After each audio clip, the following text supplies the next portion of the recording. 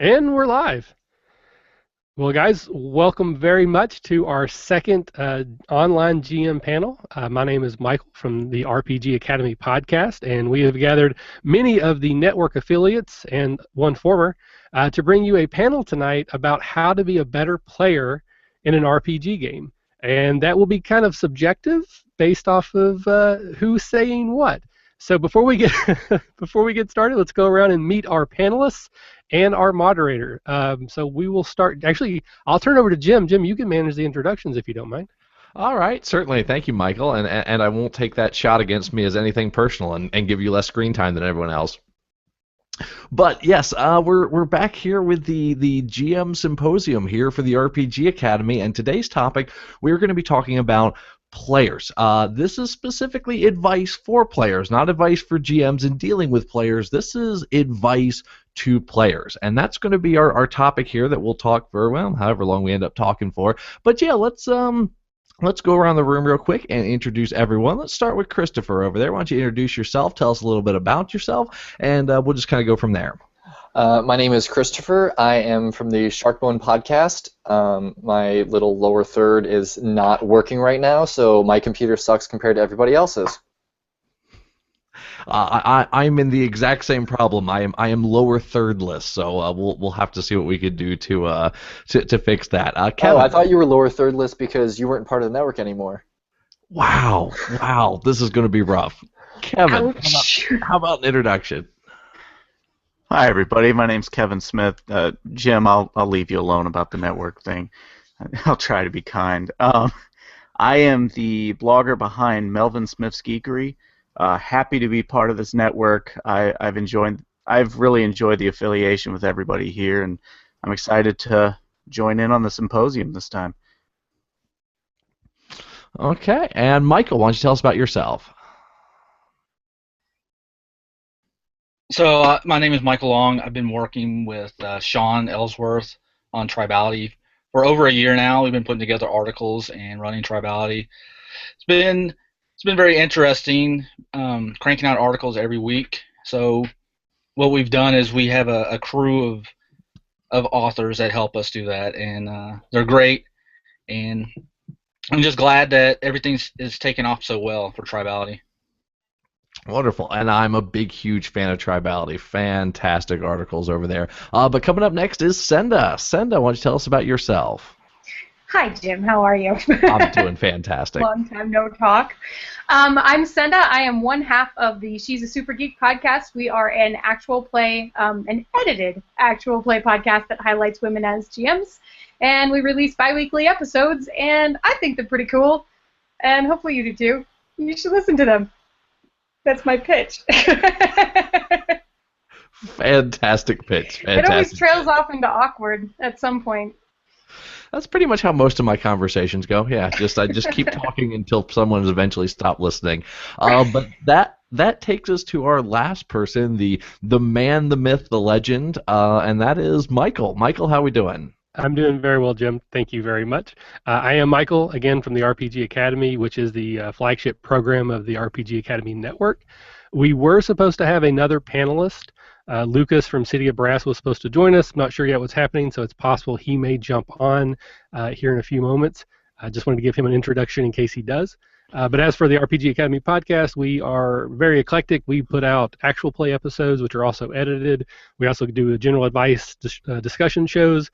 We do interviews with indie developers and Kickstarters and other personalities. We do trials of brand new games. We do one-shots. And we even do movie reviews on occasion because we just, we like to do a little bit of everything, I guess. And one of the things I wanted to mention before we get too far along, well, first of all, we do have the Q&A app open, hopefully. I do see we have a few viewers. If you have any questions for us, for the panel, please go ahead and use the Q&A app and let us know. If that doesn't work, you can tweet them at Jim. He's going to be moderating the panel, which is at GM Jim McClure.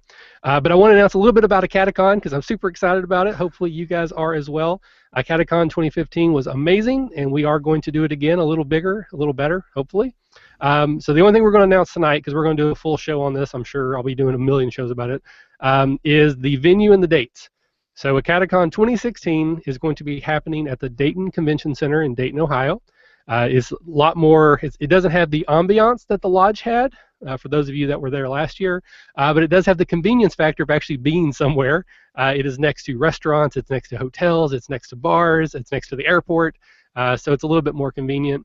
And the dates we're going to do are November 11th, 12th, and 13th. So hopefully you guys will be looking for more information about that soon. And then the last thing about that, because Lucas isn't here, City of Brass is a web suite of tools that you can use to manage your campaign. And there's a coupon code, Catacon16. If you use that code when you sign up, you get a discount, and I get a little bit of percentage of your subscription fee that we are going to use specifically to bring a lot of the people you see here below you to Acadecon 2016.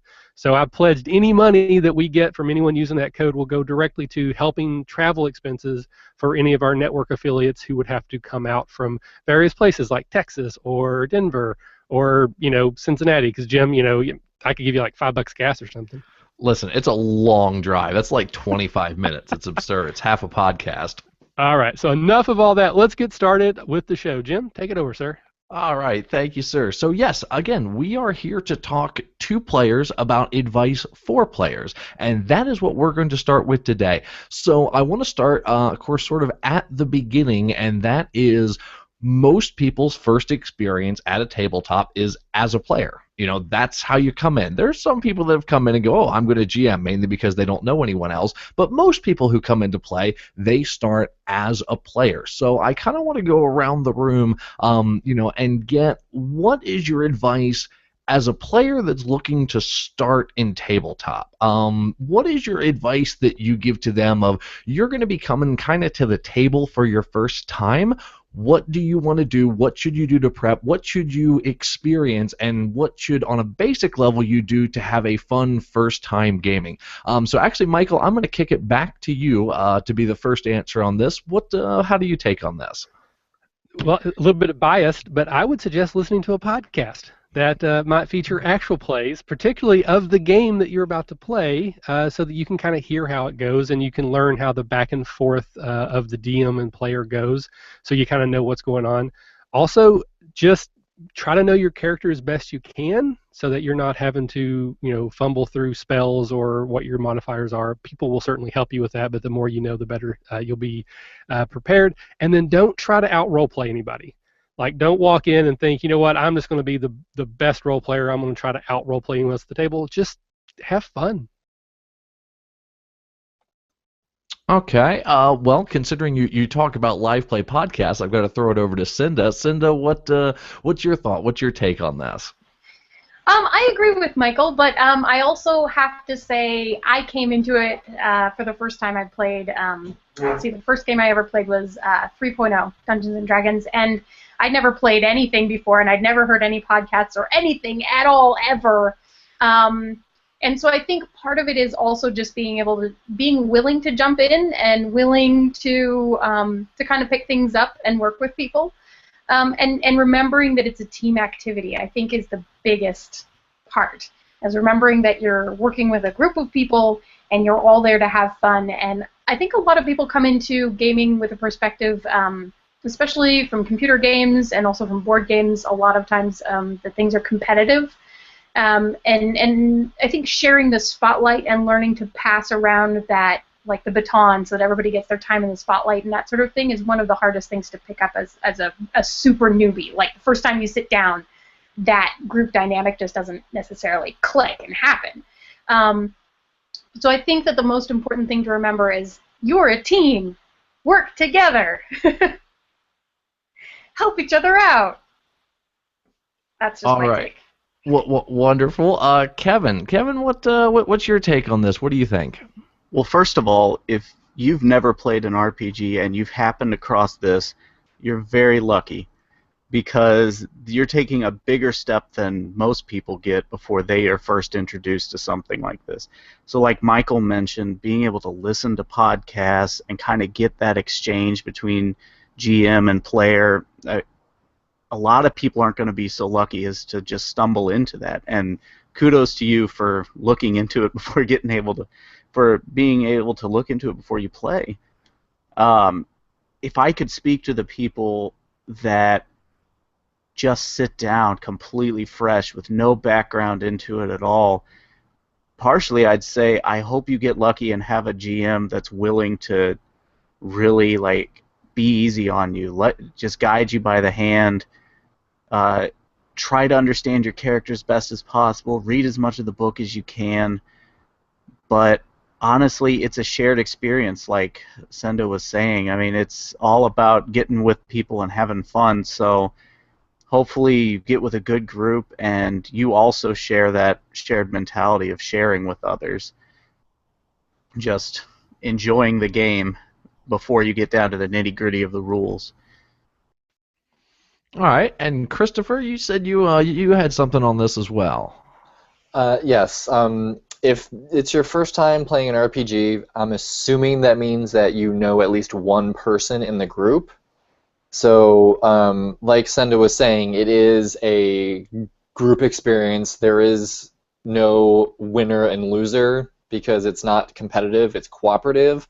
So get with your friend who's there or one of your friends who's in the game if you know lots of people, and kind of like be that person's ward or that person's squire, be the Robin to their Batman. So, talk with the player beforehand and be like, hey, I don't know what I'm doing. Mind if I just follow you around in game and, choose one person to try that role-playing thing with if you've never done it before. So instead of trying to take every scene and interact with everyone, just concentrate on one or two people to begin with, and then as you get more comfortable with the group dynamic aspect, then branch out to other characters. And also a great thing to do is just watch TV shows with a group ensemble cast and just see how how the characters interact on screen. Or you like Marvel, watch the Avengers. If you like cartoons, watch Avatar: The Last Airbender. Just find something with an ensemble cast and see how all the characters interact, and kind of use that as a springboard for ideas. Okay. And I realize we have two separate Michaels on the conversation, so we're going to go with Michael and Michael L. So I'm going to say that the L is more prestigious. So sorry, just plain Michael.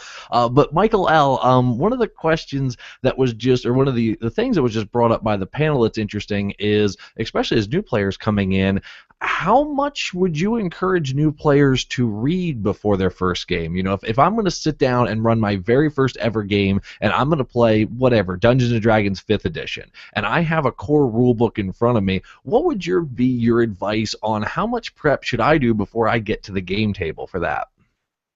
I don't think you should do any prep. You're fresh. You have people that know how to play. It's just like learning any game. You want to experience something, and they're going to try to show you as best they can. What I would suggest is to bring somebody with you that hasn't played also. You don't want to be the lone guy that's the newbie. And so if you bring another friend with you to play, and you're both learning, it's a lot better experience because you have a friend, and it's like tag team. They can bring up some questions you didn't think of that come up. Oh, I didn't know how to do that. He asked a question because I was kind of, a little reluctant to ask too many questions, and then those questions start coming through. But reading all the rules, when you have someone that's experienced, you have an experienced DM that knows everything, and you have other players that know everything, you don't really need to read that much. If you want to, it's okay, but I run through a lot of new players, and they come through, and they don't have books. They didn't have a chance, and it seems like it's a better experience for them. They're like, wow, you can do this? Because they're used to video games. I can do anything in this world. They're not, they're not pigeonholed by a programmer that put together an RPG, a computer RPG. So yeah, I don't think you need to read that much. Okay, and that's a real interesting take on it. Senda, what do you have? What do you think on this of how much prep work should a player do before they get to their first game? I actually kind of agree with Michael. So I wanted to jump in. I have to warp it a little bit to the GM perspective for a minute. And it's just because I have actually run a lot of games at this point for folks who have never played before. several times, and sometimes it's been at conventions. Sometimes it's something like I actually had a group of friends approach me and be like, "We know you're really into this role-playing thing. It sounds really cool, and we're really interested into it, and we don't know how to start. And can you run something for us so we get a feel for it?" So I tend to grab people into those situations as a GM and then run things that really don't require them to do a lot of upfront time investment, because I do feel like as a new player, you don't even know if you like this or not. Like if you're watching this, hopefully you think that you're going to like it, so that's why you're interested in learning more about being a better player. But, you know, I do think that even 5th edition is, you know, it's a little thinner, but even 5th edition D&D, when you slam that book down on the table in front of someone who has no experience yet, that's really intimidating. In fact, I feel like that's one of the largest barriers to entry into our hobby, is this like thing. They're like, no, you have to know all of the rules from page 1 to 300. I mean, of course, when I'm trying to learn a new game for me, I'm reading all of those rules, but I have a background already in how games work. So, so I do feel like for your first time ever, I feel like you should be able to walk into a situation where other people can support you in terms of the knowledge base, and you can hopefully just like dive in and experience the good parts that would make you want to read the rules. So maybe for your 2nd session or your 4th session or whatever. I know that for me personally, I didn't touch a rule book until I'd already played a session, and it worked really well. And then I immediately stole the books from my DM at the time and read all of them cover to cover, and then came back the next week and was like, all right, let's do this. And actually, and I guess maybe the moderator's not supposed to tell stories here, but darn it, I'm going to tell a story.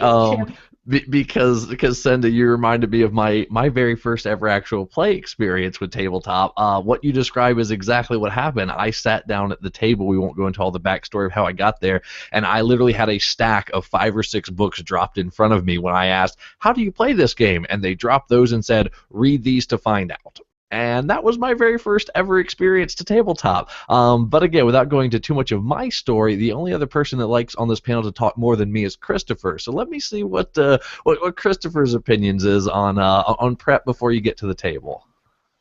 I'm actually going to have to slightly disagree with my esteemed colleagues on this one, because I would say that you should prep as much as you feel comfortable with, because like Senda, I'm very much a mechanics junkie. I like to read the book 3 times before I even attempt to explain it to someone else, let alone try to run it. And my first experience with role-playing, I was the GM, so I had to know the rules. So if you enjoy reading those big tomes, go for it. But if you see those 5 books slapped down on the table in front of you and see that as like an intimidation, then don't read it. If you want to, go for it, but do just enough to make yourself comfortable. Especially if you're trying to do something with a lot of history and backstory. Don't go read all of the Forgotten Realms novels, because you'll never get to play. But grab the Forgotten Realms Player's Guide, read through like the first chapter. It's like, hey, this is the introduction to the realms. This is what you should expect. Those sections are great.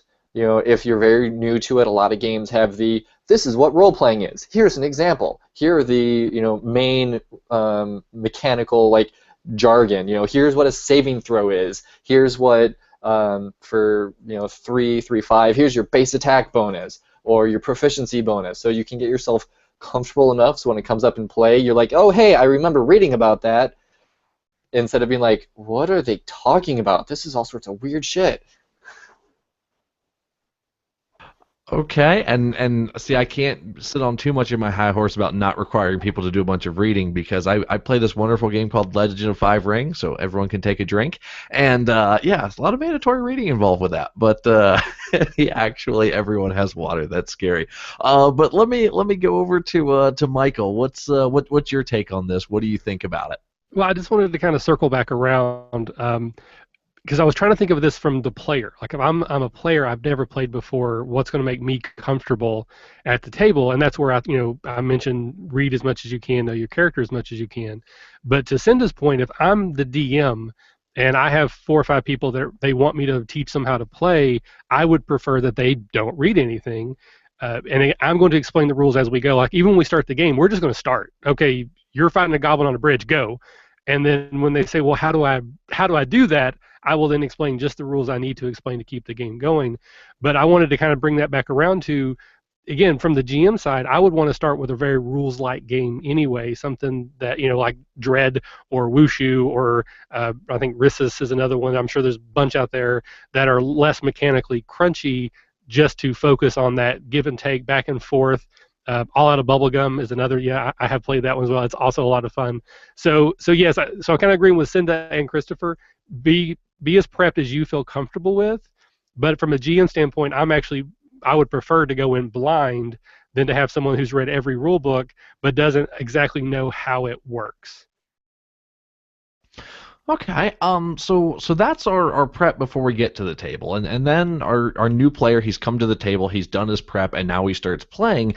And the first thing in my experience that a lot of players have issue with is getting into character, getting into role play. And we actually have an audience question which say, what would you watch to find out how to better play a bard? And we're going to start at a basic level and then expand into the specifics. But thank you for that question from James in Alabama on Twitter. What I want to start, and I'm going to direct this question to Kevin first, is what is your advice to players? They come to the table, they've gone there through their first couple play sessions, they kind of got the feel of what tabletop is, they know where their character sheet is, they know how to roll d20s, but when it comes to getting into character, getting into possibly the theatrics of role play, getting into the role play aspect of it, for people that are kind of nervous to get into that and don't know how, what's your advice to them, to start opening up that side?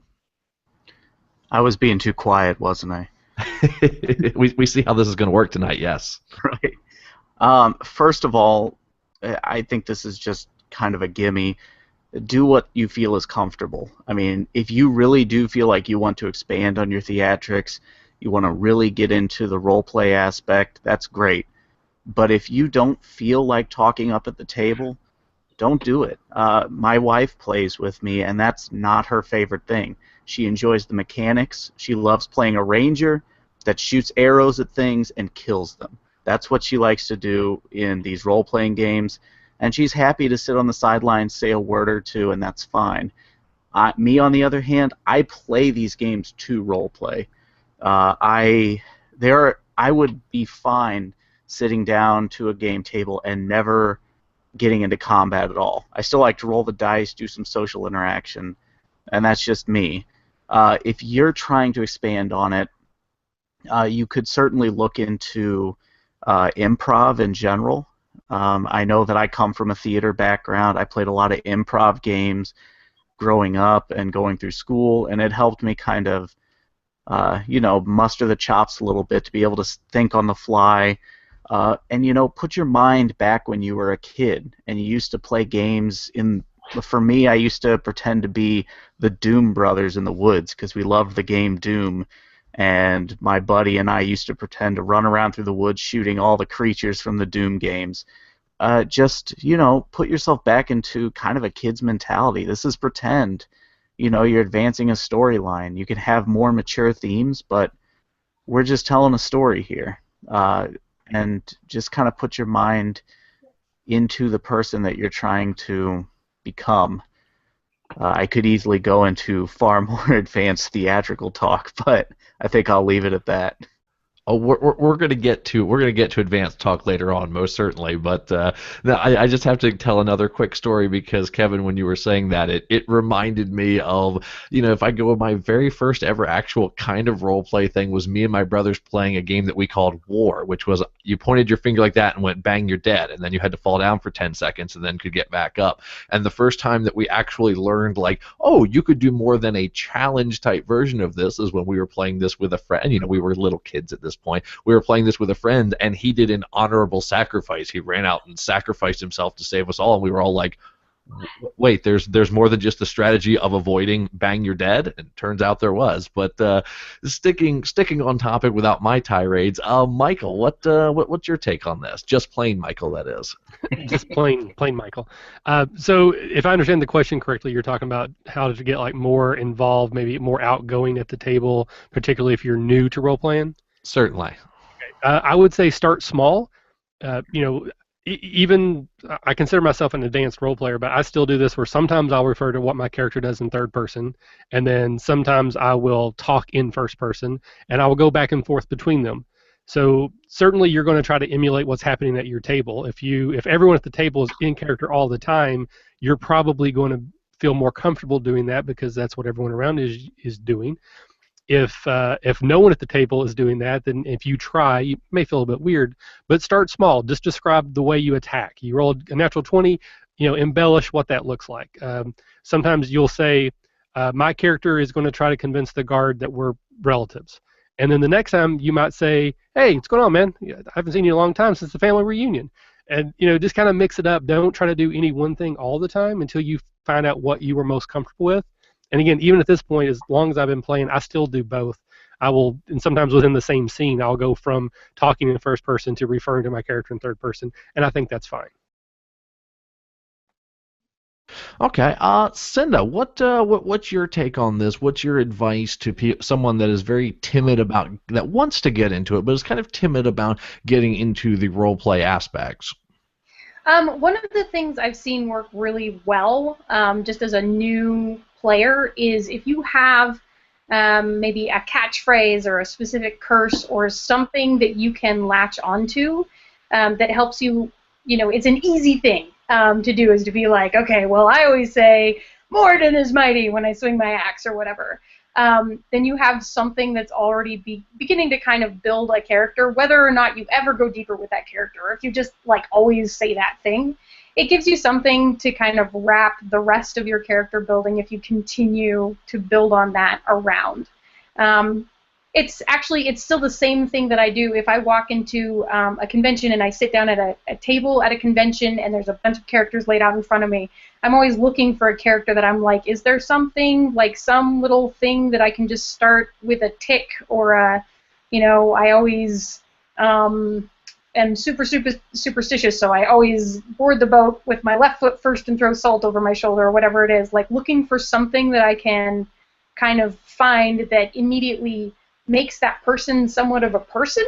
I feel like if you find that thing, even in your first character, if you find something, whatever you want it to be, it makes it a lot easier to kind of jump into that situation when you're like, okay, well, whatever happens, I know I'm going to say this. Cool. Okay, so I think that's a lot of really good advice for how to get into the basics of role play. But like we say, as we learn and we develop, one of the things I noticed, I was really guilty for this myself, is once I started getting into a little role play in a tabletop aspect, I very much pigeonholed myself. I played the barbarian. Might be a shock to some people. Loved the barbarian. I was the raging human barbarian. Fantastic class, but it was harder for me to kind of branch out from there. So I wonder from our panelists if you have any advice on, how do if I've started playing and I really enjoy, playing this type of character, but I want to try other characters, sort of like James in Alabama who posed the question, if I want to play a bard, what is your advice to me for learning and picking up sort of specific, I want to play a different class, I want to play a different type of character than what I've done before. What's some advice? And let's see, I haven't heard from Christopher in seemingly forever, so I'm going to pick on him. Christopher, what's your advice to someone for this? My number one advice is usually when you want to play a specific type of character, it's because you read about that character in a book or you saw it in a TV show or movie, and you're like, I want to play this type of character. So don't be afraid, especially if you're new to role-playing, don't be afraid to base your character on somebody else. If you've been, the first example of a bard that pops into my head is actually gonna sound a little weird, but Sokka from Avatar: Last Airbender, because he's not really a fighter, he's not really a mage, he's the mascot for a while, which is kind of what the bard is. So what does he do? He cracks jokes. He bolsters morale. He tries to be all impressive and such, and usually fails at it miserably. So grab that character that you're basing your character off of, and just play it up to the nines. So just because you're doing a bard, well, I'm going off of Sokka, or if you have another show or movie or book that you're basing off of, choose like one or two aspects that you love about that character and just play those to the hilt. So, bards are very inspirational, so just keep up with that whole inspirational talk, keeping the morale up of your party. And in D&D, bards cast spells, but you could totally be like, I am so charismatic that it's magical. So instead of actually casting spells, people just love what you say. So just kind of choose a facet of the character you're playing and bring that out to the forefront. Okay, Michael L., what advice do you have again on branching out of what your typical role play is, playing other things, and bonus points if you give advice specifically for the bard, because we're doing bonus points tonight. Well, I've never played a bard. I've never really had a desire to, I think. But no I have bonus points for you. Yeah. I think I rolled one up once, and I was like, man, it's too generic. It's got, But anyway, the organized play games that I've seen, you can play a lot of different characters because they're more mainly one-shot games. So you can roll up a character and pretty much just dump it after you play it and didn't like it. Another good role-playing game that I played was Dungeon Crawl Classics. I think I played about every character in that game because you don't have a very long life in that game. You don't make it very far, and you have to roll up a new character anyway. But as for Bard, I've seen a lot of guys play Bard, and they really get into it. You have to, and those have been open games, open public games, and that kind of thing is really, I think, for a home game. Because they really go overboard. I've seen a guy play with a puppet. He talked in third person, and the puppet talked for him and cast the spells from the puppet, and and he did hand movements and everything. But yeah, it's for me, getting into character and playing something new, you just have to trust the people that you're playing with. It's going to take a while if you're new to playing, to really get into that trust. I see a lot of new players that are very quiet, and it takes them a while to get into the role playing aspect, to play their character the way it's written on the paper. Because a lot of times it's their choices, they're not really role playing. They're it's kind of like I don't know, like playing a board game. They're just rolling dice, and they're achieving results, and they're telling the DM what they want to do, but they're not really role-playing. I see a lot of interaction, but I don't really see any role-playing. So what you have to do is trust your DM, trust the other players at the table, and it's going to take a while to get into that. It may take a couple of weeks, it may take a month, but you'll eventually find your niche. You'll find how to do that with that character that you rolled up, and you'll start to love the game. Okay, let me throw this over to Michael, because Michael is the man with the worst Jamaican accent I've ever heard. So I want to go over to him. He's definitely a man that has a wide breadth of different characters that you've played. Michael, let me hear your thoughts on it. Okay, so there's a couple different things I wanted to touch back on this. Kind of going off of what Cinda was saying, is that generally when I start a new character, I try to come up with 1, 2, or 3, and no more than 3 things that character is or does, and then I just lean into those really hard, and that's kind of where, and I grow from there. And if it's a long-term campaign and we play for levels and levels, eventually that 3 will become 4 or 5, and some of the things that I started with may fall away because they weren't fun or they got old. But she mentioned like every time she gets on a ship, she throws salt over her shoulder, or every time she swings her hammer, she says something to Morden. That's exactly the sort of things that I like to do. I usually aim for more silly, and I think those are easier to do. One of my recent characters, I played a Warforged who was very into culinary arts. He was the camp cook during the war. Once the war was over, he just got infatuated with food. He can't taste food. He doesn't need food, but he loved food. So anytime he went anywhere, he would try to get new recipes. It was just this weird little quirk about his character, but it made him unique. And then I just leaned into it. And every town we went to, I tried to find a new recipe. It was a super simple thing. And the other players got used to me doing that, and it became a thing. And that kind of helped that character come alive.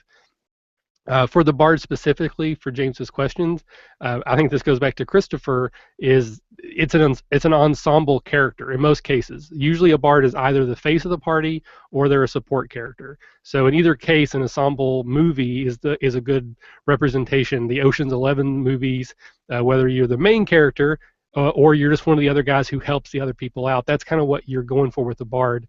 Musically inclined, it doesn't matter. You can be an orator, you can be a poet, you can be a comedian. You're just someone that uses words to help inspire other people. And the last thing, I kind of trying to remember all the different points we got onto, trying out a new character, that's what one-shots are for. You're supposed to have 5 people show up, 2 of them can't make it. Don't cancel the game, just play a one-shot with 3 people, and everybody try something different. And if it doesn't work, no harm, no foul. And if you find a new character concept you love, just hold on to it and then use it next time you start a new campaign. Okay, wonderful. We have another question from Twitter, and it comes from Tymonger, if I'm pronouncing his handle correctly. And what he wants to know is, do you prefer, and what are your thoughts on role-playing in first person versus role-playing in third person? Obviously, role-playing in first person would be, I do this, I strike you with a sword, I do whatever. Third person would be, okay, my character runs through the door. And I'm going to kind of popcorn throw this out to whoever wants to jump on and grab this. What's your preferred way to role-play, and what are the things you like about first and don't like about first-person role-play, and vice versa for third person? Who wants to give this one a go? And see, this is why I pick people. Fine. Kevin, go ahead. I'll just jump on just to sort of fill the void of silence here. I honestly use them interchangeably while I'm playing. I've never been involved in a game that's been so honed in on the role-play aspect that it's been sort of considered that there's one way we should be doing it. So there are times where I get into character, I'm speaking as my character, and I'm very much in the first-person dynamic. But then I'll switch over and be like, okay, well, so-and-so is now doing this, that, to describe actions. So I definitely use them interchangeably, and so far I've not seen a situation where I've really stuck with one. Okay. So Kevin, you use them pretty much interchangeably. Senda, let me ask you. You've done, of course, a lot of role play that people can go and listen to when she's a super geek. What's your take on this? So much. I actually find that I switch between them as well. And in trying to maybe think through a little bit more why I tend to switch when I switch, I think that what it comes down to is, so for something like, we played Soth with Michael and Caleb, and in something like Soth, it was extremely easy to always say I, because it almost plays out like a character interview the entire time. So there's no reason really, like very, very rarely, I think, did we ever switch to third person. But what I think kind of happens is in other games, sometimes you are speaking in character. Sometimes when you're thinking more cinematically about what's going on and you're actually describing a scene or something like that, it can be easy to switch into third person because you're actually describing it more like a movie than like a specific individual action. Personally, I don't have a problem either way, and I really feel like whatever everybody's comfortable with is totally fine by me. I think personally, when I'm thinking about it, which I don't think about it every time I'm say something, I tend to prefer I, and so I'm trying to go more for that. But I also think as long as everybody is comfortable with the words coming out of their mouth, it's all good. I do think that a lot of times newer players tend to say everything in the third person. And it takes a little bit more comfort and a little bit more trust to be able to say I, with that understanding that everybody at the table knows you're not talking about you personally. And once you get over that hump, it gets really easy to just stick first person. It depends on the environment of the table that you're at. But that is my take on it. I think it's a comfort level, and I think that it can have something to do with what kinds of actions you're describing and what kind of game you're playing. Okay, and as you're talking, I'm thinking about the other person on the panel that does live play podcast, and just plain Michael. I can't remember which way you do it. So you tell me about your take on it. Again, I agree with Cinda, and I kind of mentioned this before. I use them interchangeably as well. For me, it's about time. If you put 4 or 5 players at a table, like at a convention game, and everyone does first person, you will not get out of the first room in 4 hours. So there are times where you have to just sum up and go, I hastily pack my bags and hit the door so that you can move on to the next part of the adventure. When it comes to RPGs, I'm more focused on the RP than the G, but it is still a G. It is still a game, and there are certain things that I want to accomplish in each session that I get to, and in my mind, if you can't switch back and forth, it just slows the game down. And then it also adds an emphasis that when you do switch to first person, that's usually there's something really interesting and dramatic about that scene. It should be, the scenes that hold a lot of weight where big important things are happening. I don't need to role play out every scene when I go to the local tavern unless it's really important. I just want to, we go into the tavern, we order some drinks, we gamble, and then the assassins attack us in the middle of the night. Let's get to that part. I don't need to interact with every single shopkeeper. If my characters go into the town to buy stuff, I want to just say, we spend 4 hours buying stuff. Here's the things I bought. Move on. Just because I don't think you can roleplay all of it and still be an RPG. Okay, wonderful. We talk about all of I guess I should give my little opinion because I'm the only one that's not going to waver between first and third person. So I'll give you my take. I'm a big proponent of first person. I generally at the table, I'm getting into my character's headspace to the point where I want to be right in there with everything else. So I say I say me. I do this, and part of it's because the experience I'm looking for is a very personal experience at the table, so I make it a very personal experience, and that's why I like the I. So I guess I like first person because it feels more personal and directed at me. There's less there's less room in between character and player. They're very married up close together.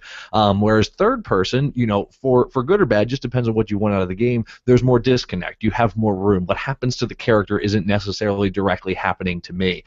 So that's my take on the two. But I'm going to pick on Christopher. Christopher, we've been talking a whole bunch about role play here, and I think it would be a terrible disservice if we didn't at least hear a little bit about it.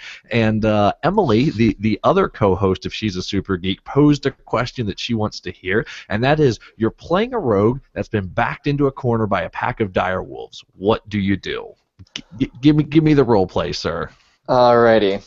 Well, because I am a sneaky, tricky, clever, whacked-out, crazy rogue, I've got this pack of dire wolves. Obviously, there's one front and center. The others are kind of fanned out around behind them.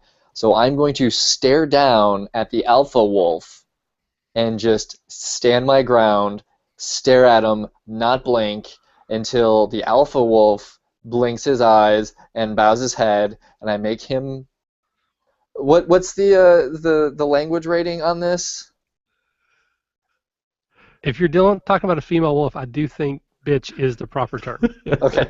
I'm going to make the alpha my bitch, make the alpha my beta, and then I will ride into the night with my pack of dire wolves, and we will live out our lives in the wilderness, causing havoc, mayhem, and maybe join a circus trope when we get old and we can't do the whole adventuring thing anymore.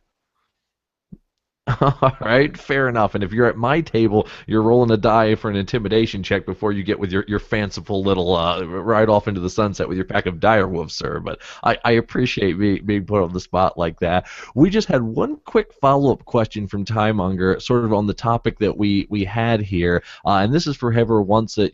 Are there any exercises you all do that help with role play? Is there anything specific I can do this thing as practice for role play? Does anyone have any advice in that regard? And whoever unmutes, I'm going to call on you. So Christopher, you better mute again. No, let's shoot over to Senda. Senda, what do you have? And this is actually I'm apparently not the only person sitting here who has a little bit of a background in theater. I was a theater major in college, but not an actor.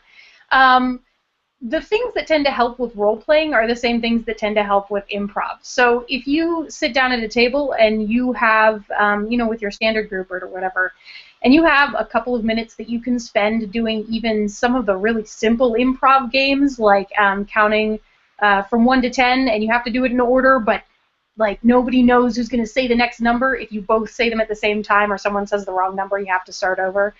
Those kind of really simple games that help turn on the group think make a really big difference. That's not something I get to implement because it's really hard to do a lot of that stuff over the internet, which is a bummer.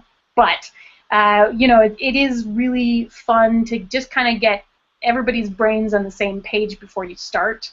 And I know that that's much more of a group recommendation than necessarily an individual, but, and maybe this is just how I kind of work personally, but for me, I feel much more comfortable role-playing with a bunch of people that I trust, obviously. We've already discussed trust a bunch.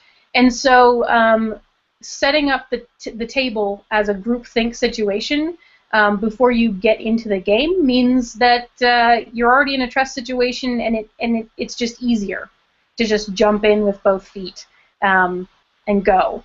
So there's lots of really, you can search the internet. There's lots of really short, simple improv games that are basically about, getting on the same page and doing groupthink stuff. And I think that those are really helpful. Kevin, what do you think? Do you have any activities, any games that you recommend to help with the improv, or I should say help with the role play? So all of my improv training, I was fortunate I did that in high school and college, so I've got that background. But something I kind of do currently, and this is going to sound really nerdy, but I guess we all are. Anytime I'm driving somewhere and I know that I've got a character that I'm working on, that thing you do when you remember the things you should have said to someone, and you sit in your car and you just role play it to yourself.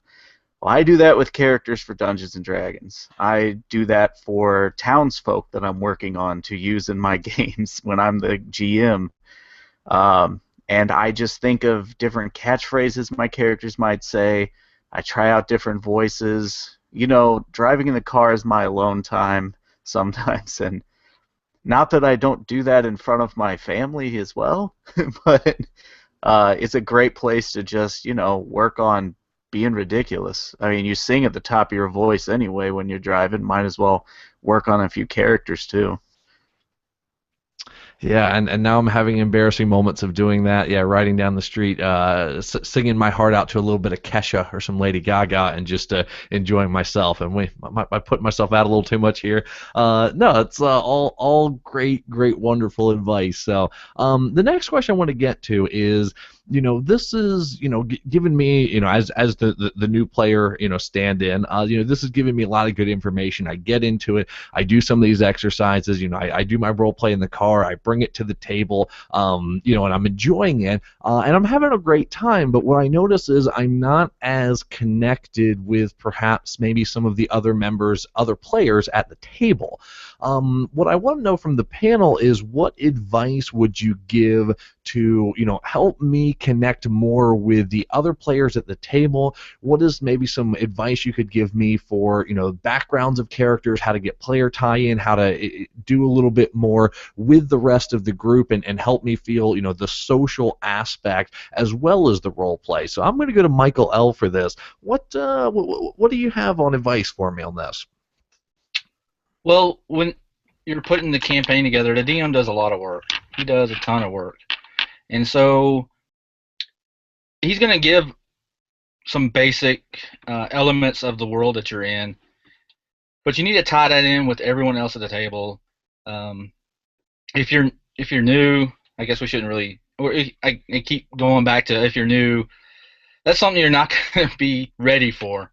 But if you've been playing for a while, then you're going to have to set some time aside and sit down together to figure out those backgrounds.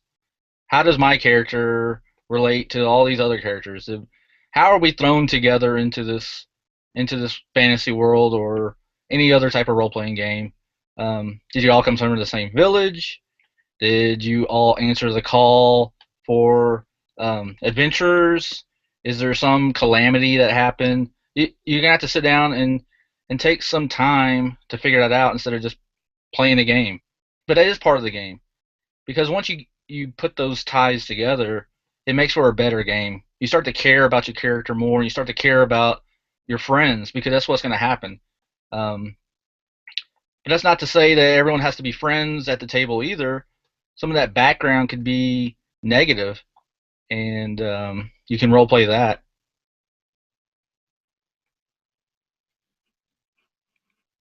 Okay. What about Michael? Michael, what's your take on this as far as backgrounds? What advice do you have for helping me get more involved with the players at the table? So that's one of the things that I see a lot on Reddit and other forums that I'm on, where people talk about backgrounds for their characters, and I think I'm sort of in the minority here, that I see a lot of talk about, I wish my players would write these extravagant backgrounds and they would come to the table with a fully fleshed character. I don't really want them to do that.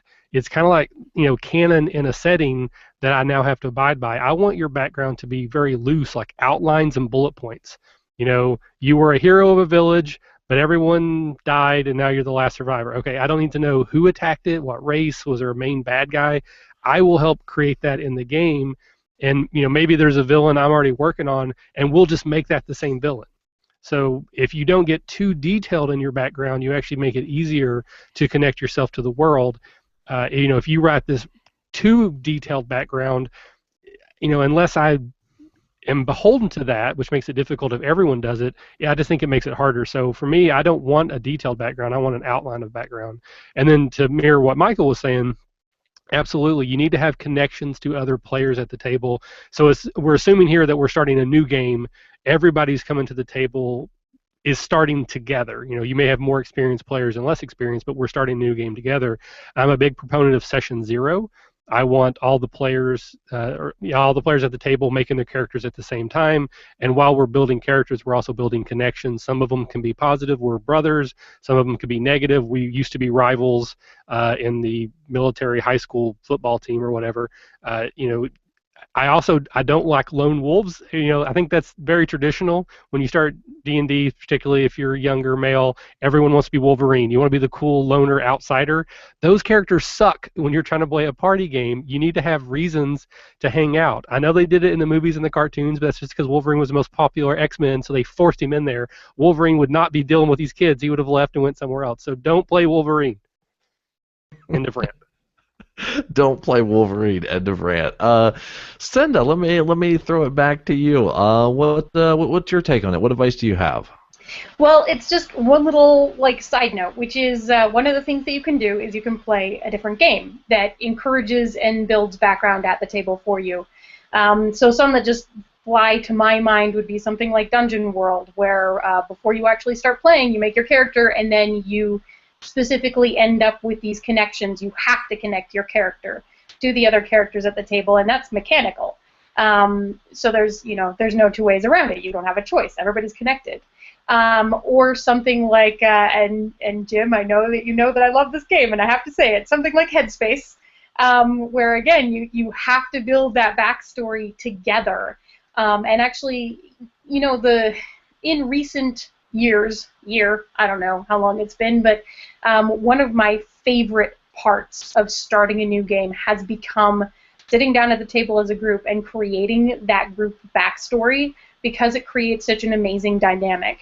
And I don't always get to do it because I'm doing one-shots, but I love games that incorporate it into the game itself.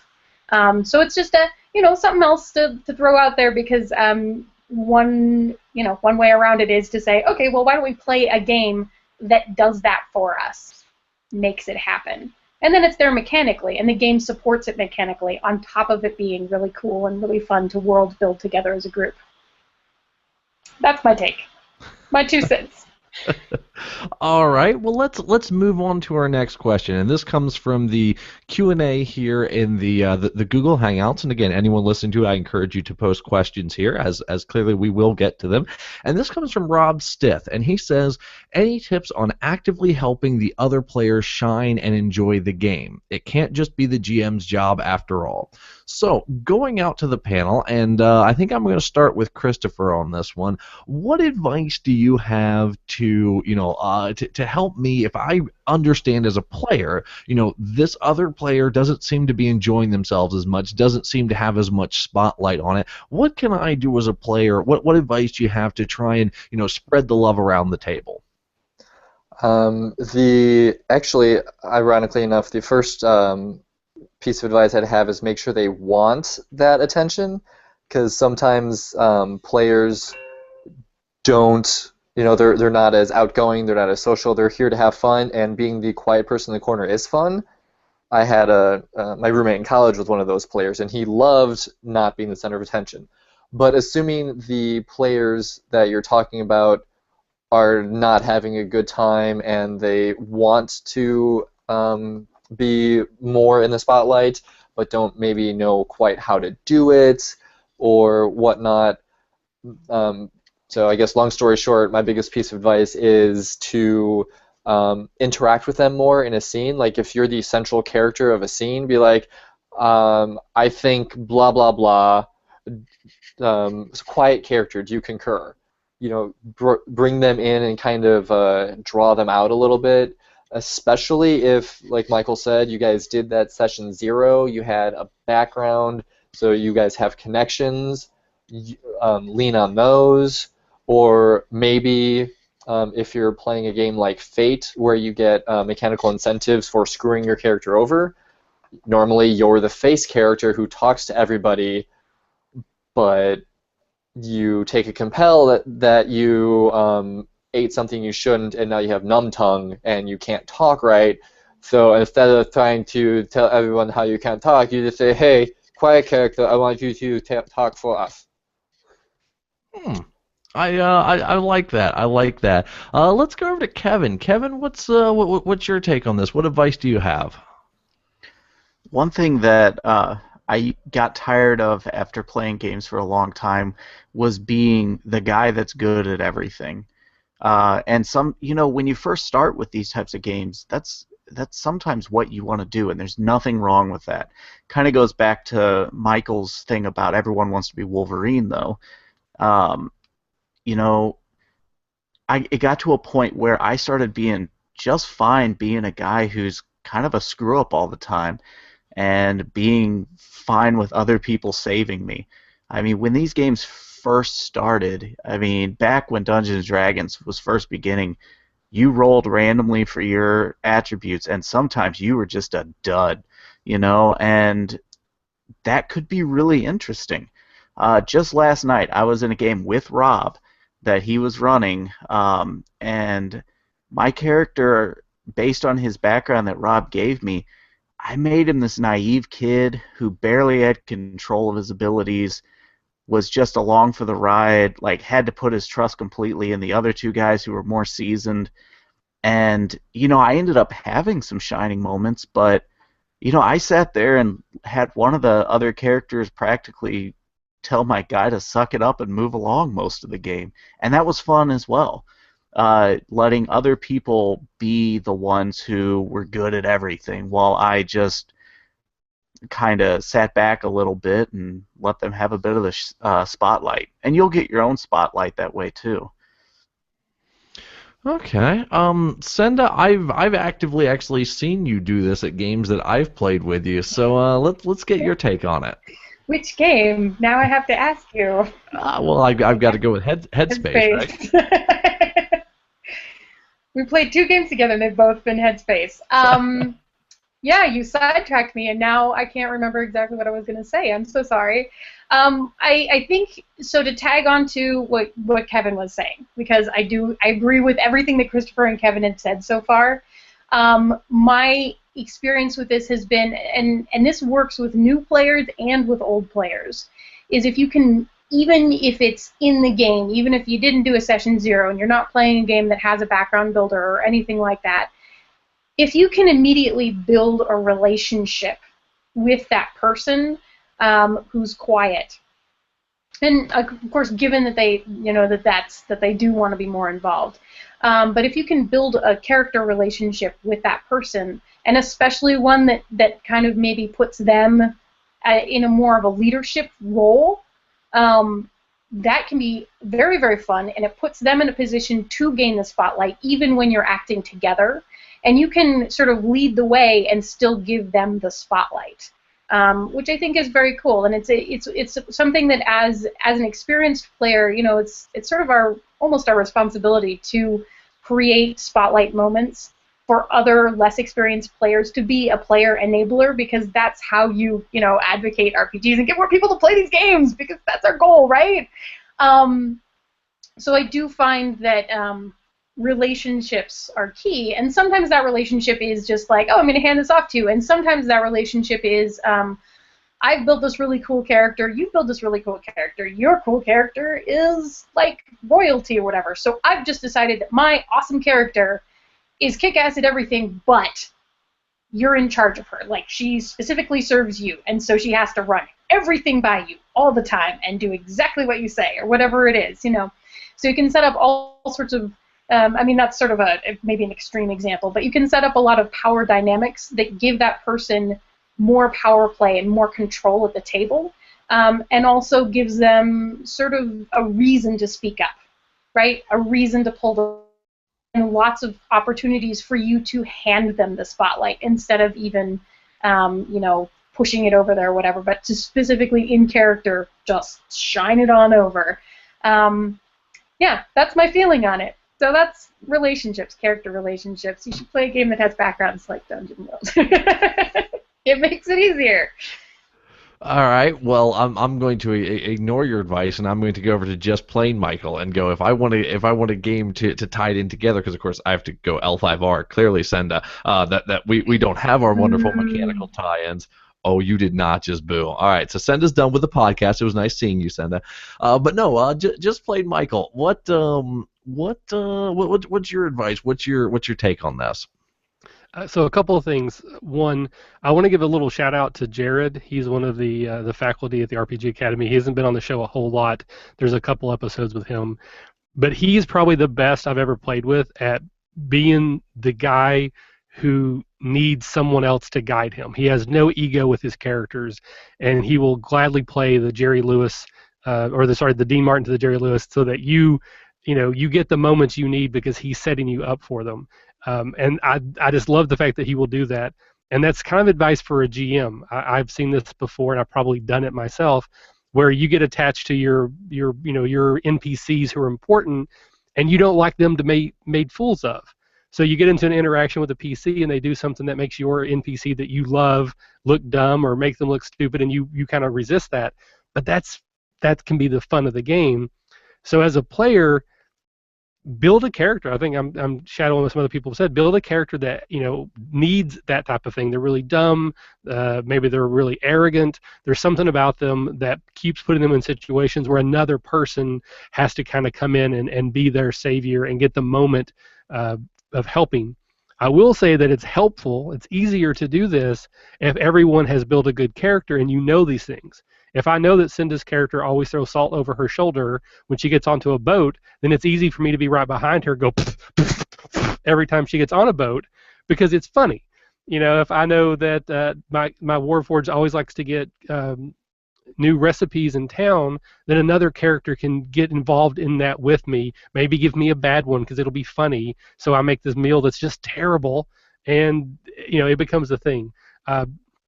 So building a character that needs some help and is not afraid of being the fool so that someone else can be the knight in shining armor for them, I think is very important. And it's fun.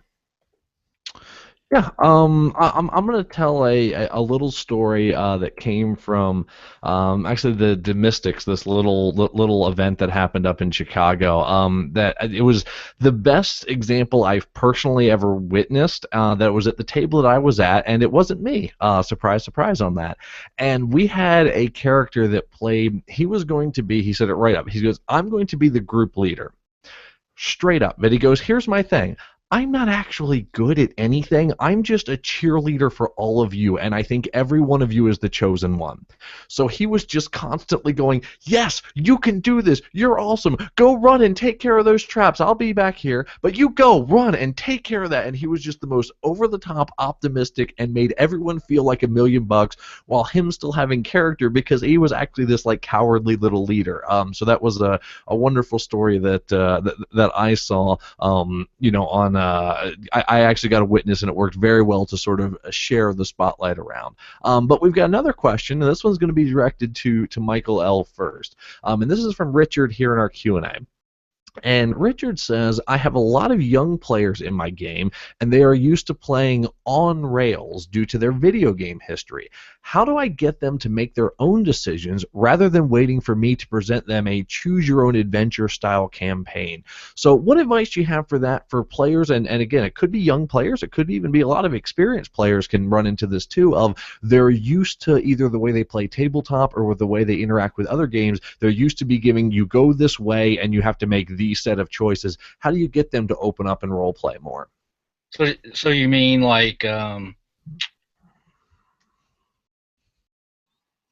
so just a railroad campaign is what I'm thinking you just said. It's like there's only a single choice to be made. Yeah, and for players that if you have a group of players that are used to being put on that railroad, and they almost actively play like they're expecting to be put on a railroad, what's some advice you give to encourage them to role play in a way that they're no longer on that railroad? Yeah.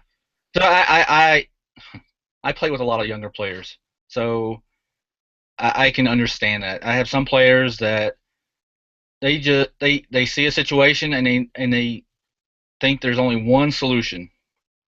So what I have done is let that happen for a little bit. I want them to get comfortable with the game, and so once they get comfortable with the game, they start to get into their characters. Then I start to present some choices, and I present it in a way that either one is just as good as the other one. And so once they choose that, then I mean I've sat at the table for an hour while they discuss it. Should we go this way, deeper into the Underdark, or should we go up topside because we're just really sick of this Underdark? But we were told to go do this, but we really want to go up. And just see that role playing happen, just the guys talking for an hour. I was like, wow, this guy got an hour to make a simple choice. Was great because they are new players. Role playing is new to them.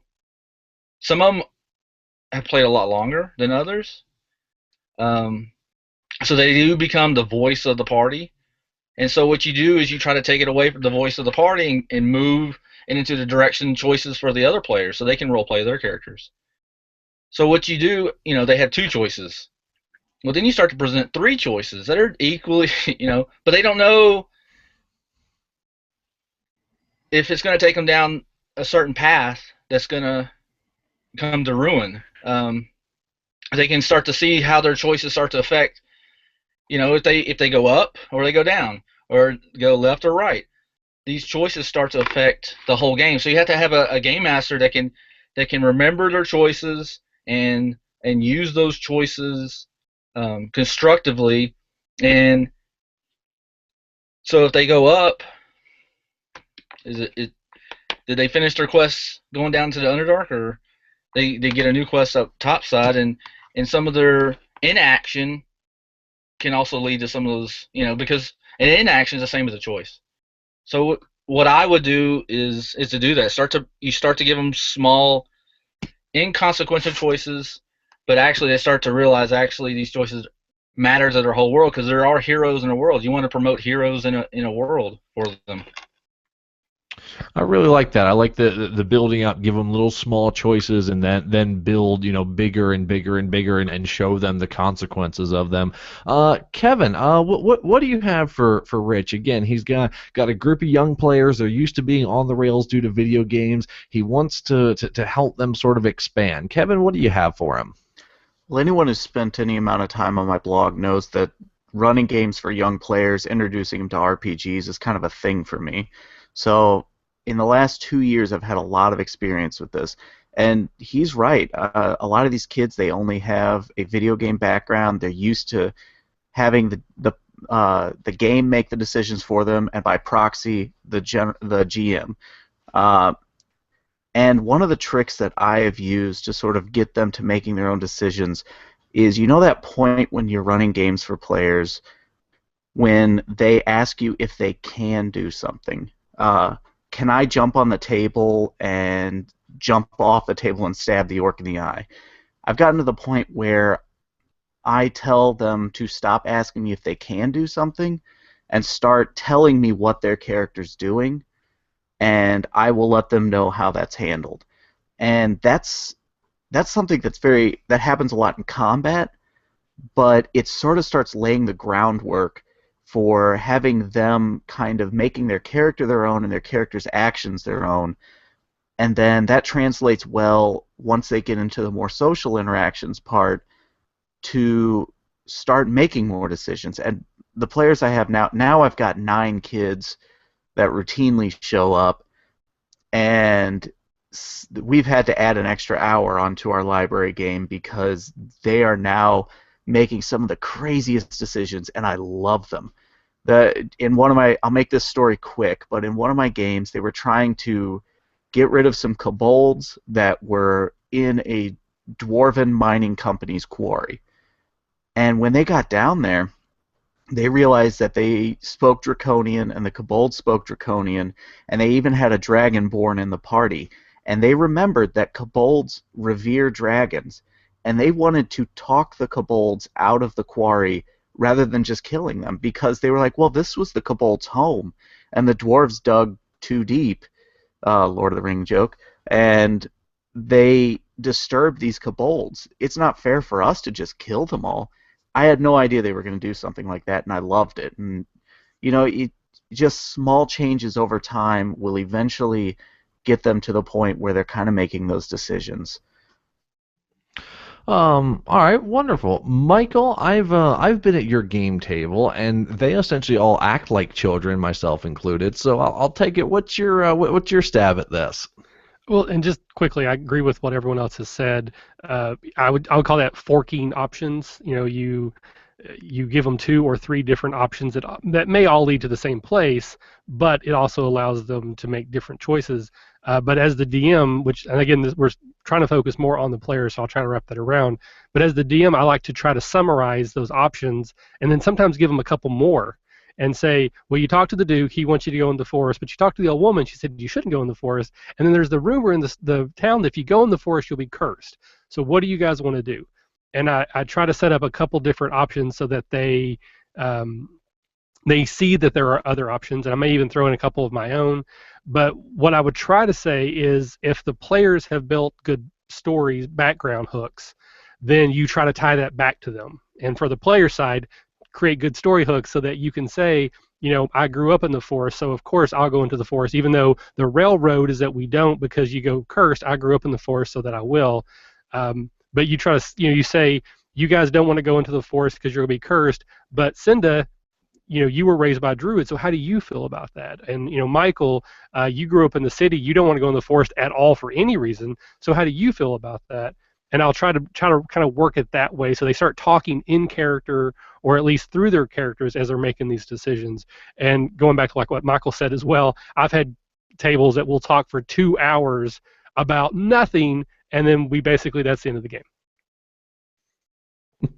Yes, I very, very much know that feeling. And sometimes those 2-hour talking ones end up productive, and sometimes they don't. But sometimes they're amazing. But then again, like I said, going back to one of my earlier points, if you only got 4 hours, you can't do everything in first person because it just won't work. But absolutely, you try to encourage that. But from the player standpoint, you need to be attached to the world so that you have a vested interest, and you're going to direct your actions.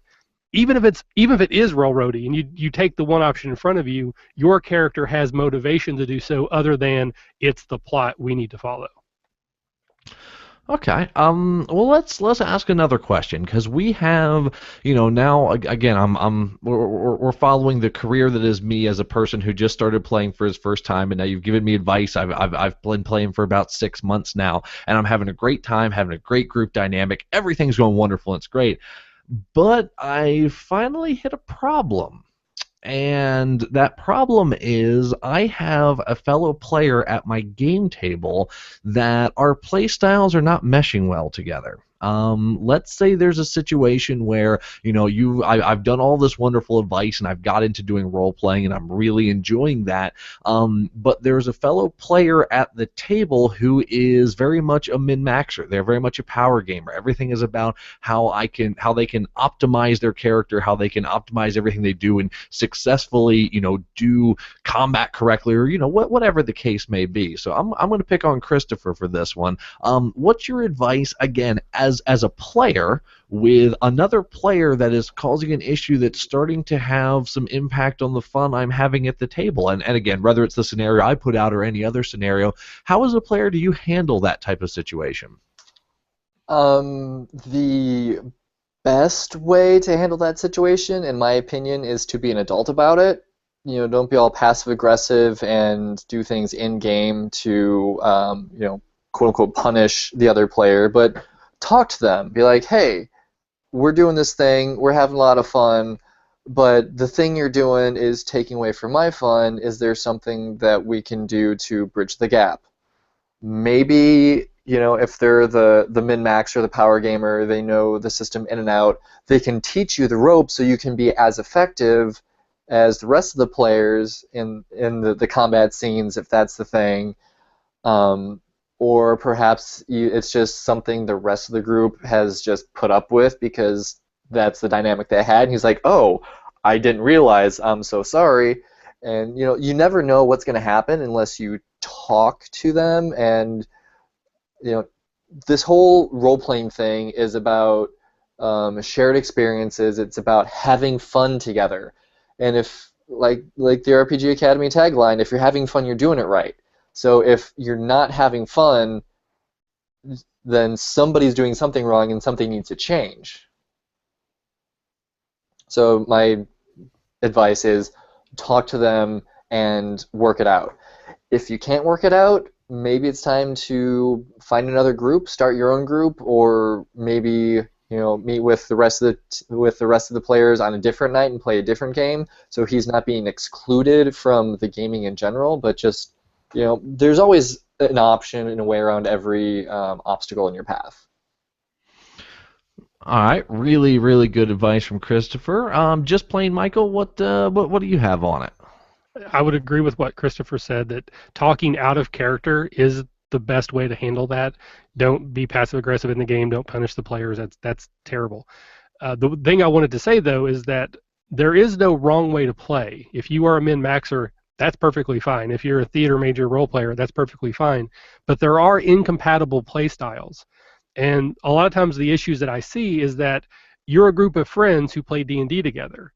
And if one of the players has an incompatible play style, it's weird to say, well, we're all friends and we all want to play this game, but we're going to not ask Cinda to come play because we don't like the way she plays with our group.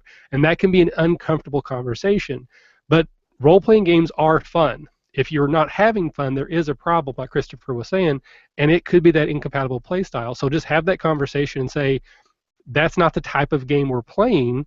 We either need you to come on board with us or we're going to play without you. We'll do other things with you. We're still friends, but don't have a bad game because you have a player that's bringing everybody down. Because honestly, no game, in my mind, is better than a bad game, because that's how campaigns die and how people quit playing, and then you'll go 10 years without playing, and finally somebody picks it back up. They're like, hey, why did we ever quit this? Oh, that's right, because Cinda.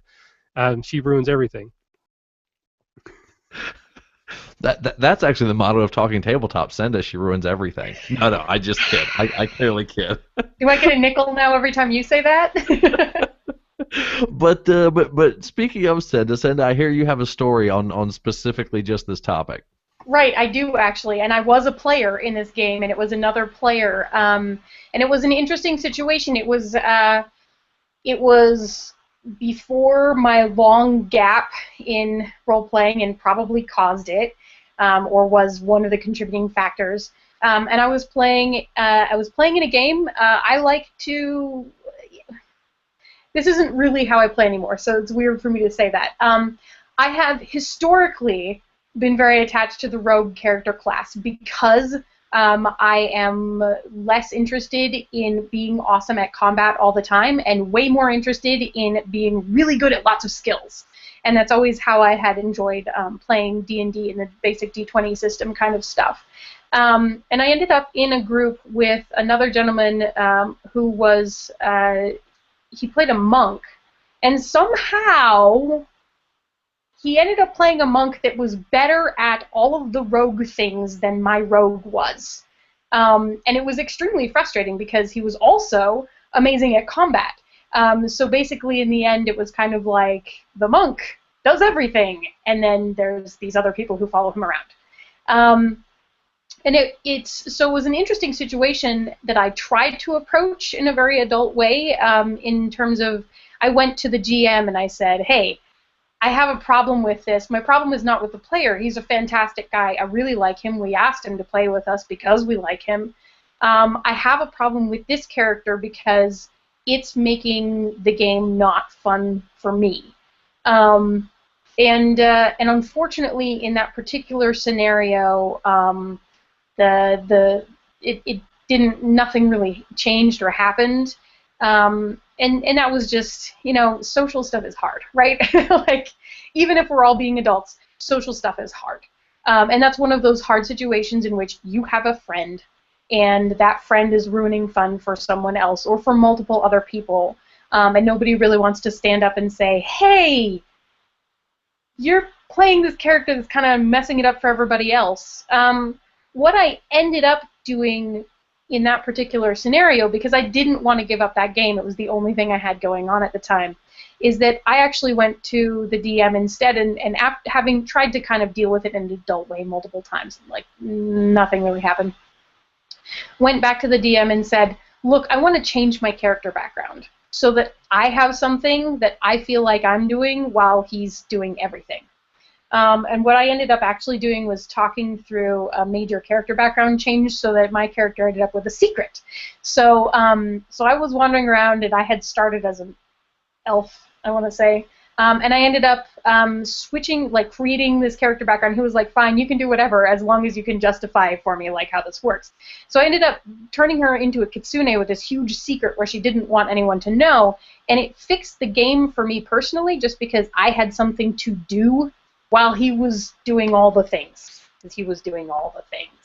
So this is a personal story in that it is a way to go about fixing it, because a lot of times the reason we have problems with character interactions and that sort of thing is because of the way the spotlight flipping works.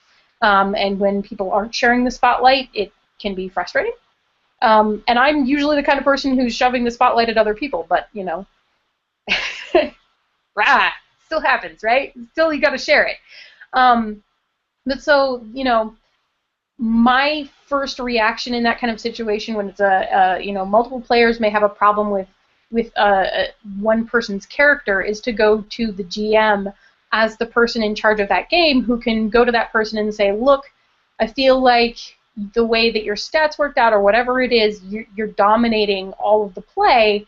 Is there something that we can adjust? Because I think that that's a pretty, it's a pretty easy conversation for your GM to have with a player. And then failing that, less functional, but, you try to find the ways that you can fix the game for yourself without affecting other people's fun. So trying to find the ways that you can get your fun back without messing it up for other people is another way to go about it if you're not making progress through other things. Otherwise, that game ended up fizzling because it is what it is in life, and then you go on and you find different people to play with, and so it goes. And you find your Emily. That's who you find, your Emily, and then everything is good. you start a podcast. Okay, so to summarize Senda's advice, if you have a problem as a player, start a podcast. I got you. Isn't that what you did? Well, hey, I said it was the advice. I didn't condemn it at all. Come on now. But I want to put. To be fair, you also found an Emily. Yeah, I did find an Emily. you That's did, and true. you started a podcast, so obviously it's all fixed. That is oddly specific advice that I followed. Very oddly specific advice. How did you know? But trying some semblance to get back on track here. It's late night at this point. Yeah, we're completely off the rails. One of the best advices that I was ever taught about dealing with social I'm gonna say interpersonal conflict, not social conflict because that's a game thing. But when I have an issue with someone at the table, it comes down to there's three things you can do about it. You can ignore it, you can address it, or you can avoid it. And from a tabletop experience, one of the things that I look at is how big of an issue is it to me? Is it a small enough issue that I can just tolerate it?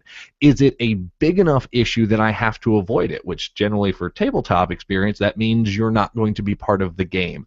Or is it an intermediate issue and I need to address it? And I think, Senda, you gave a wonderful, sort of thing of, here's how to address it, and hopefully it comes, it comes well. One of the other questions I want to ask is, okay, so as a player, again, I've been playing now a long time, but I've been playing, let's just say, the same system. Let's just say L5R. I've been playing L5R forever, and because I'm a bad person, I've gotten tired of it, and I'm looking to expand outward because I'm no longer having fun with L5R. Again, this is obviously a hypothetical situation. What advice would you give as someone who wants to start expanding out into, and I'm going to sort of popcorn this up to whoever wants to unmute themselves, what advice would you give to someone who's going to start branching out because they're not having as much fun as they were before and thinks perhaps maybe changing the system is the way to go? Christopher, what do you have on this one? Well, since you've obviously found your Emily and started a podcast, you've met other people who play different games. So you approach another friend, you're like, hey, I hear you play this D&D thing. I've never done it. I've been playing L5R for the past 6 years. I hear it's similar-ish but different. Mind if I play with you guys? Or approach a group and be like, hey, we've been playing this for so long, let's try something else. And like, but I don't want to run anything else. Maybe it's time to try GMing for a while instead of playing. So do bring it up to your group, like you said, address the issue, because your issue is that you're not having as much fun as you used to, and be like, hey, let's try something else. And most game groups are willing to try something new. If not, there's this wonderful thing called the internet. You can find people who also want to play the same game that you're looking at trying. And maybe they're local. Maybe you have to do like a Skype or Google Hangouts or something like that, and you'll find someone you will. Is I guess what I'm trying to say. Yeah, and it's true. I mean, the wonderful thing about the internet is we didn't have to all be in one room, and clearly Cincinnati, Ohio, because me and Michael would take precedent on this, we didn't have to go through all of the wonderful expense to fly you all in to make this panel. We have the internet. There is, Roll20, there are G+, there are communities out there where you can meet people. Michael, let me get your thoughts on this. What do you think you have?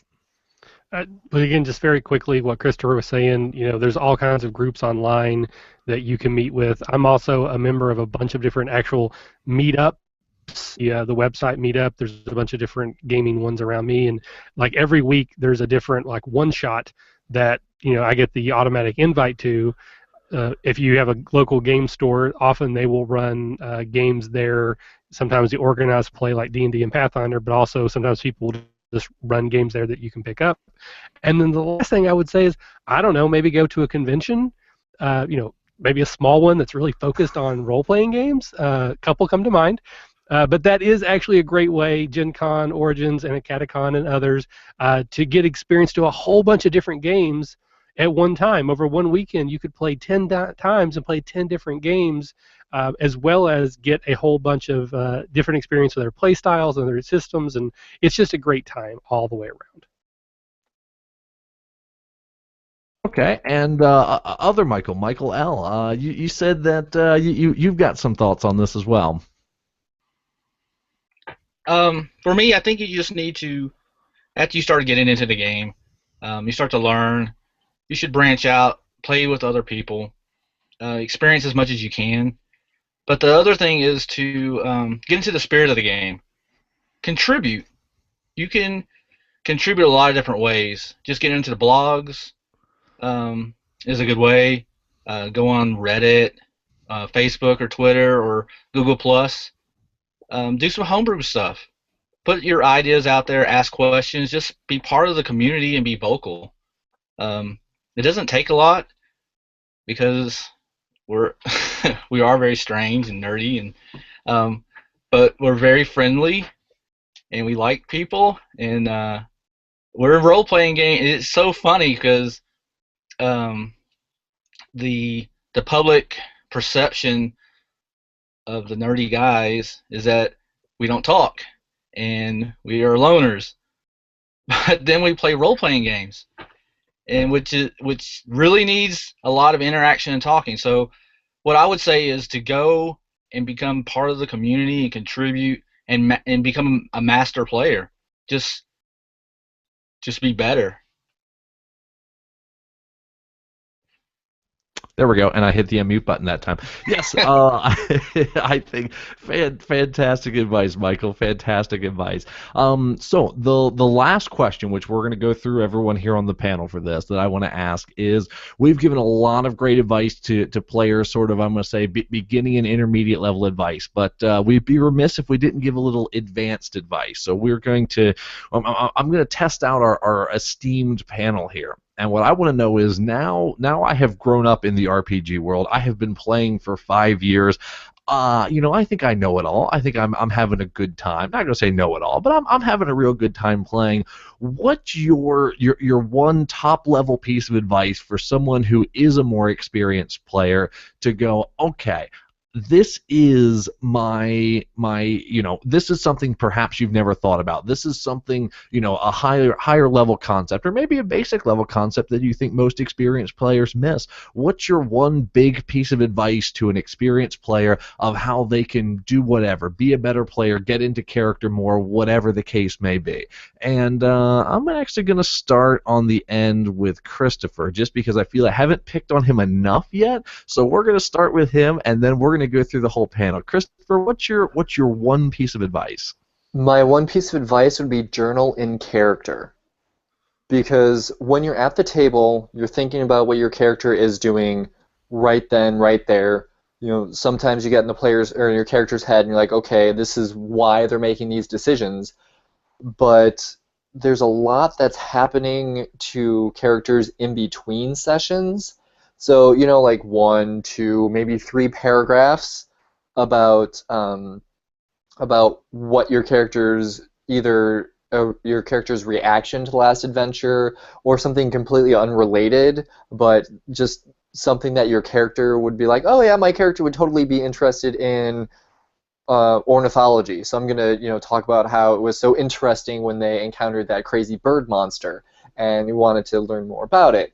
Just getting more in your character's head out of the table, when you're not at the table playing, will help you when you get to the table to better understand your character's motivations, passions, fears even. Just the basic psychology of your character will be broadened so much if you have just a little bit of downtime journaling from their perspective. Okay, I like that. I like that. Let's move on to Kevin. Kevin, what's your one big piece of advice? I think the one big thing that I would say is, if you're comfortable with it, play something that is dynamically different from yourself. Just a lot of people like to use playing in these games as sort of an escapist thing, so just really go for it. Move out of your comfort zone a little bit. I actually wrote something in the blog a long time ago about the Myers-Briggs personality test and how you can use it as a GM or a player to really change up your game. And while I was writing that, I really got the idea. It's like, if you are sort of an introverted person, try playing an extrovert in the game. And it might even help you a little bit in life to, and not that being an introvert is wrong or bad in any way, shape, or form, but it might help you be more comfortable in social situations because you've actually practiced by pretending to be another person as just a loud, braggadocious person who's comfortable in every social situation. And I mean, this is something I'm saying for experienced players who really just want to try something new to shake things up. And if you're just always playing the extroverted leader of the pack, the man with the plan, try being a background character for a little while. Try being the wizard who's got his nose in the book the whole time and has to be roused from his study before he'll even speak to the rest of the group. Just shake it up a little bit. I like it. I like it. Shake it up. Shake it up. Michael L., what's your advice? What's your one big piece? My one big piece is to find some other new players. Bring some people into the hobby. That's really the best way to grow the hobby, to make sure your game stays alive with new content, that the writers keep writing and the games keep coming out. Bring some friends, find some new people, grow the hobby, because you've been playing a while and you had to start out somewhere.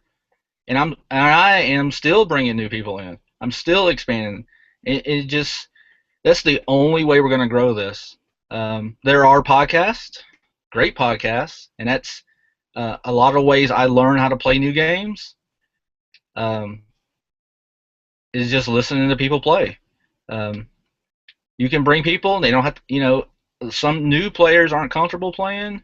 They've never played before. It's kind of intimidating because I grew up in a time period where there's a big stigma being, playing Dungeons and Dragons. I grew up in the 70s, and that's when I started playing. So you got to get over, for me, it's kind of getting over that to bring new people in. But the younger players, it's amazing because they don't have that. And they'll tell their friends they're playing D&D, and they'll brag about it. And it is so crazy. I'm like, it's such a different world. I wish I could have done that in high school, but I couldn't. I remember being in the Navy, and if someone said, hey, do you ever play D&D? No, I never played D&D. I'm in the Navy, right?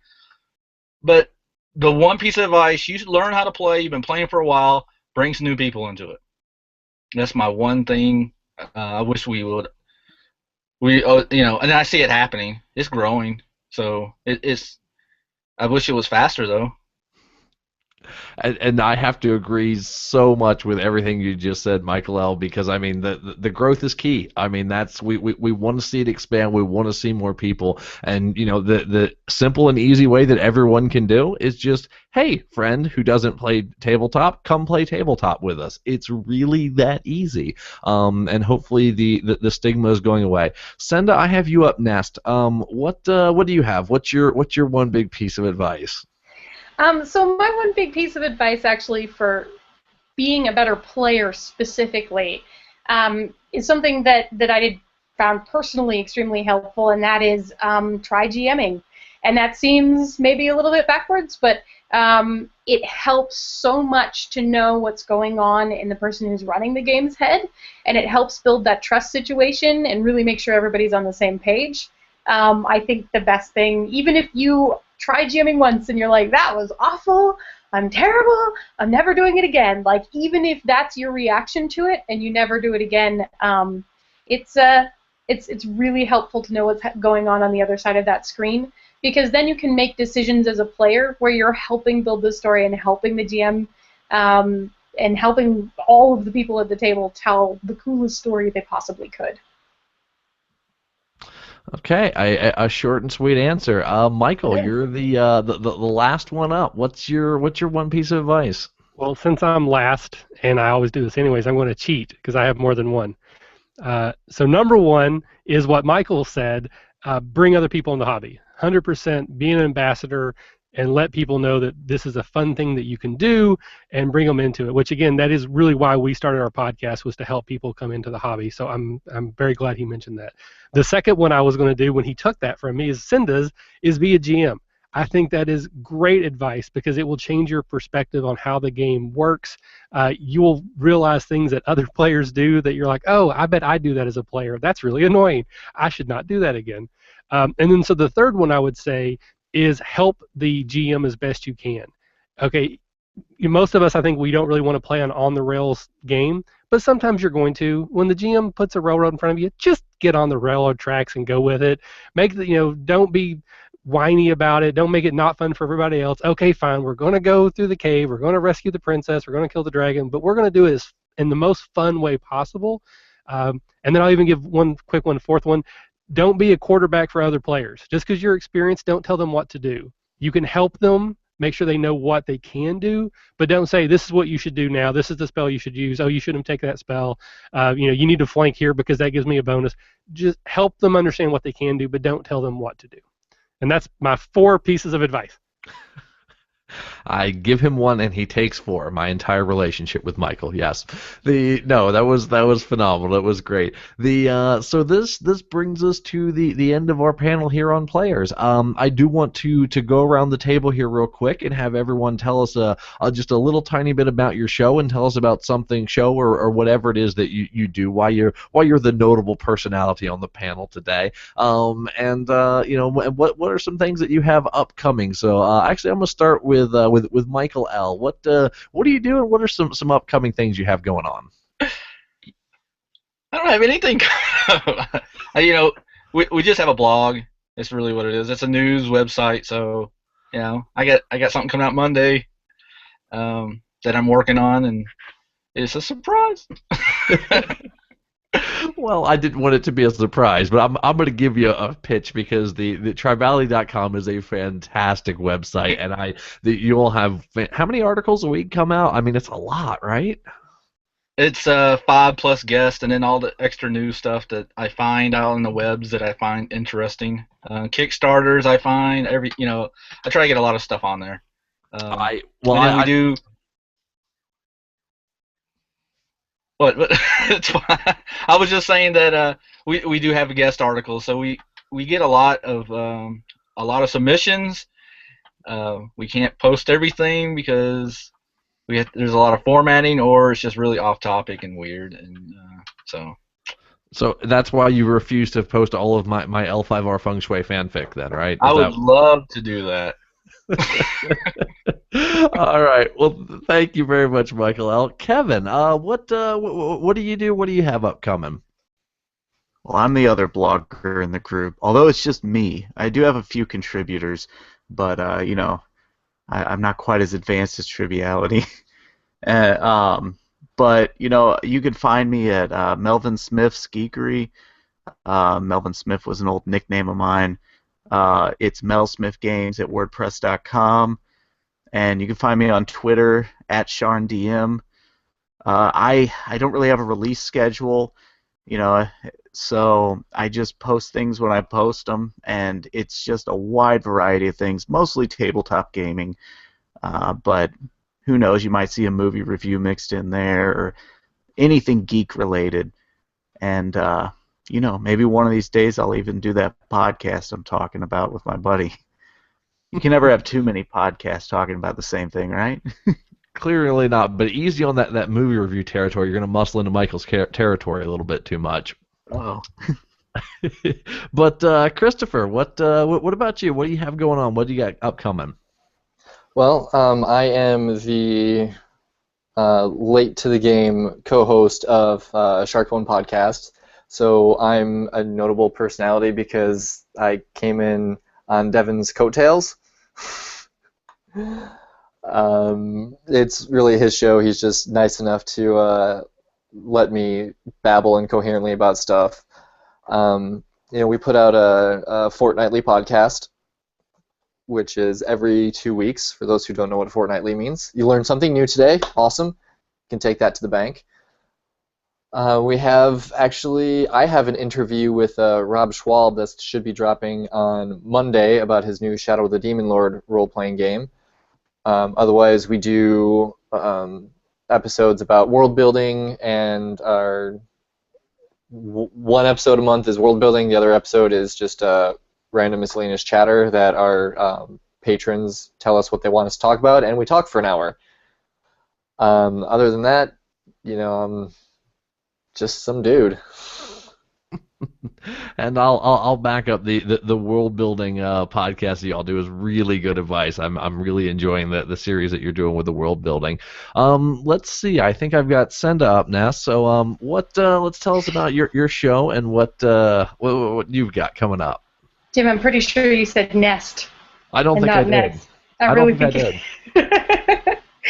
Well, as we discussed at the beginning, I am one half of She's a Super Geek, the actual play podcast, and that's because I found my Emily, and we decided to start recording one-shots of a lot of indie games that we've been discovering or we're already into.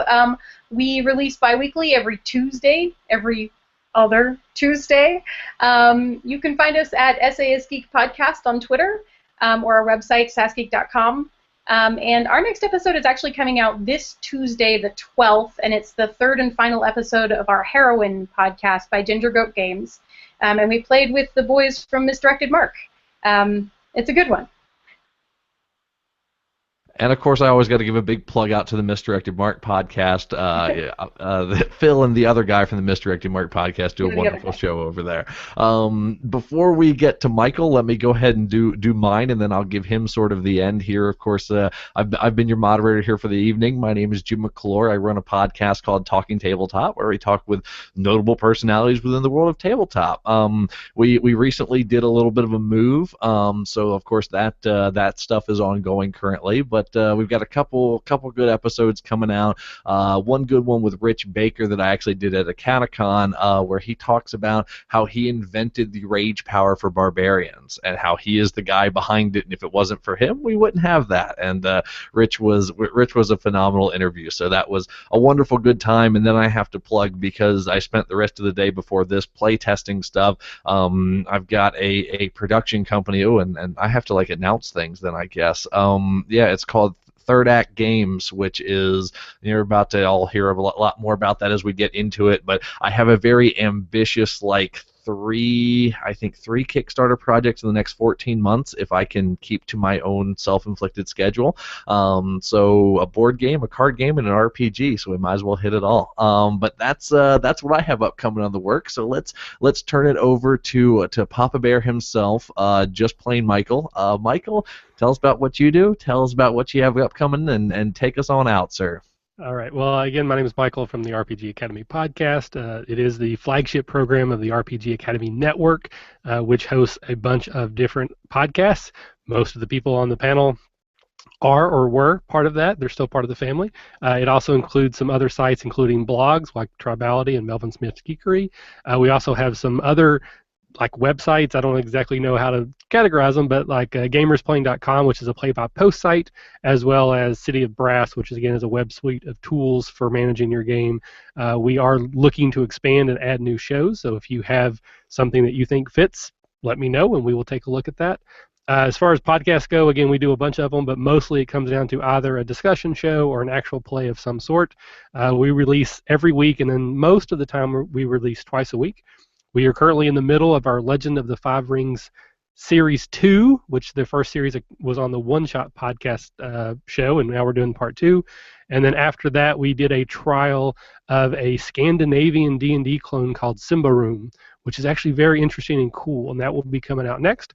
And of course, the biggest news for me is a Catacon. That is the convention that we are generating around our show. This will be our second year publicly. It's going to be in November, like I mentioned. We're going to do a Kickstarter for it again. So stay tuned for those details. And then I will be going to a bunch of conventions. I'll be going to CincyCon, Winter Fantasy, Origins, and Gen Con, I know. So if you're going to any of those and want to find me, we'll play some games. That's it for me, Jim. Thank you so very much for moderating, and thank you all for the panelists for being here. And thank you to all our viewers. We actually had quite a few that popped in and out. Thank you for the questions that you sent in. If you have suggestions for a future panel, we've done one on GMing. We've now done one for the players. We're going to try to do this semi-regularly. Please give us some suggestions so that we'll do things that you will want to listen to and will be helpful. So unless anyone has anything else, we'll just sign off there. All right, no one raised their hand, so thank you guys all so very much, and we'll talk to you soon. Thanks to everyone. Bye. Yay. Obligatory goodbye.